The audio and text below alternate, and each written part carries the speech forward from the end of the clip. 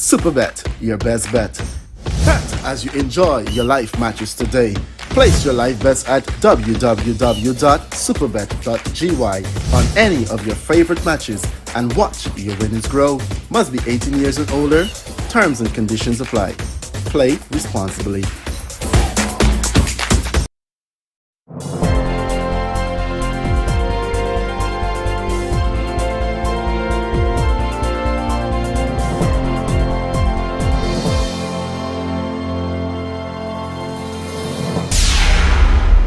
Welcome back. You're watching the evening news.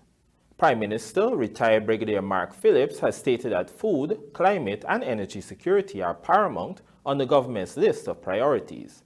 Kamisi Slow reports that the Prime Minister made this statement on Friday evening at the opening of the 17th edition of the BERBICE EXPO, which is being held at the Rose Hall Community Center in East Kanji Region 6, East Berbice Quarantine. The Expo, which runs from October 13 to 16, is being held under the theme Fostering Sustainable Economic Growth and Food Security. Prime Minister Mark Phillips, in outlining Guyana's current priorities, said this has resulted in many flocking to the country on a daily basis, looking for opportunities to invest. He noted that Guyana's gross domestic product in 2020 was 43.5%. In 2021, it was 20.1%, and in 2022, it's 63.3%.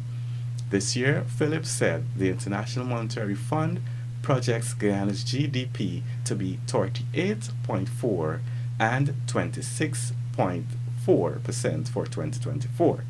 The IMF has also forecasted that Guyana will continue to enjoy sustainable economic growth.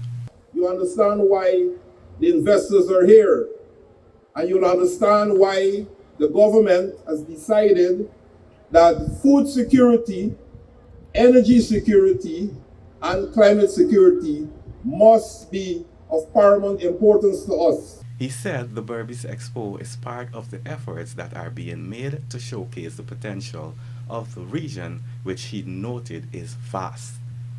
Region 6, according to Phillips, is diverse with resource and potential to have a major tourism destination, as well as a hub for fabrication and manufacturing, including agro-processing.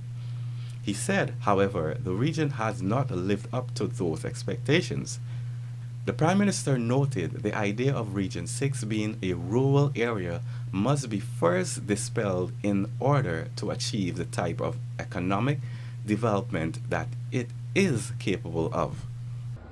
Having such an altered mindset would allow for the holistic development of this region. Having such an understanding would lead to a greater recognition that this region's potential goes beyond its agricultural and commercial endowments.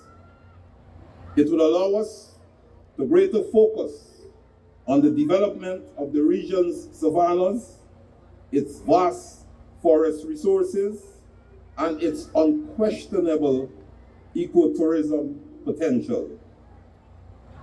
The second major problem that has stifled this region's development has been outward migration. Meanwhile, Tourism Minister Onridge Waldron noted that Region 6 is agriculture-based, but it is now holding its own in many other sectors, including tourism. The Tourism Industry and Commerce Minister urged businesses and persons to possess themselves to benefit from the massive transformation taking place in the tourism sector, which will be led by BERBICE Stadium, currently under construction. I am Kamisi Slow, reporting for the evening news. The People's Progressive Party civic government, in staying true to its promise, has re-invited requests for proposals, RFP, under the Build, Own, Operate, Transfer (BOOT) model to advance the development of the long-awaited Milo Falls hydropower project, AFHP. Here are the details. According to documents issued by the Prime Minister's office, interested parties must submit proposals for the Milo Falls hydropower project, AFHP, by November the 28th.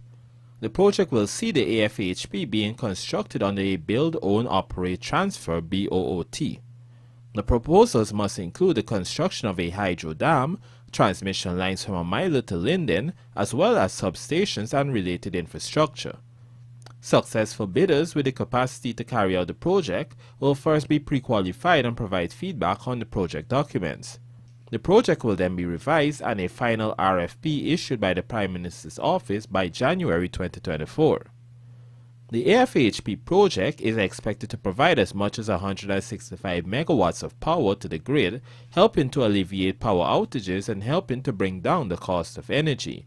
Over the years, however, the project has not taken off despite attracting a developer, United States-based SIT Global, as early as 2009. In 2013, SIT Global pulled out due to parliamentary gridlock, and in 2022, China Railway First Group also pulled out over the financing model. Jao O'Brien, The Evening News. Human Services and Social Security Minister Dr. Vindhya Prasad has reiterated the government's dedication towards attaining gender parity by empowering women with key skills to actively participate in various sectors. More in this Pooja Rambaran report. Minister Vindhya Prasad made these remarks on Wednesday during a hybrid meeting on the preliminary program of the 65th meeting of the presiding officers of the Regional Conference on Women in Latin America and the Caribbean. This meeting was organized by the Economic Commission for Latin America and the Caribbean in coordination with the United Nations Entity for Gender Equality and the Empowerment of Women. We are looking at how gender mainstreaming can be applied to various sectors and also how gender mainstreaming can impact on policies, legislation, and to continue to narrow the gender gap. We've seen in 1 year Guyana move up significantly on the gender index, and I think that is because of our government's commitment in all of our sectors to ensure that there is representation, there is participation, there is the importance of having women at every decision-making level nationally. And the Human Services Minister further noted that in areas of entrepreneurship particularly, over 10,000 women countrywide have engaged in government-led training programs to allow them to either start their own businesses or seek employment otherwise. Dr. Prasad also highlighted the need to involve more women in decision-making as Guyana continues to tackle food and climate security alongside its global counterparts. Guyana being very much on the forefront with food security and climate change, we are looking at how women could be more integrally involved as frontliners, as advocates, as spokespersons, and also in the economic development in all of these areas. She further called for more focused discussions within the Caribbean at large to develop programs that ensure that resources are distributed based on each country's national requirement. We also need to pay attention to the peculiarities of the Caribbean, and while we work synergistically for the common goals, look at the areas in the Caribbean in particular that may differ, that may require more attention, more investment, and definitely more discussion in many of these platforms. Pooja Rambaran for the Evening News. And now for a look at the bridge reports. The Damara Harbour Bridge will be closed to vehicular traffic on Sunday, October 15, 2023 at 5 hours for a period of 2 hours. Meanwhile, the BERBICE Bridge is expected to be closed at 16 hours 40 on Sunday, October 15, 2023 for a period of 1.5 hours. 8 women among new C-licensed coaches in Guyana. This and more coming up in the Sportscast sponsored by McCorp.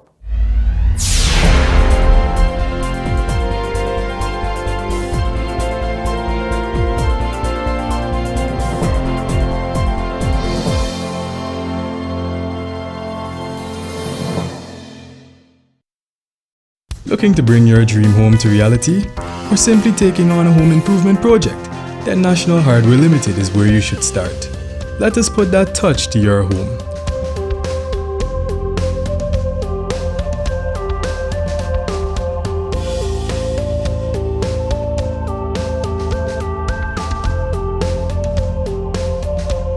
Choose from over 1,000 Berger Paint original hues for any surface.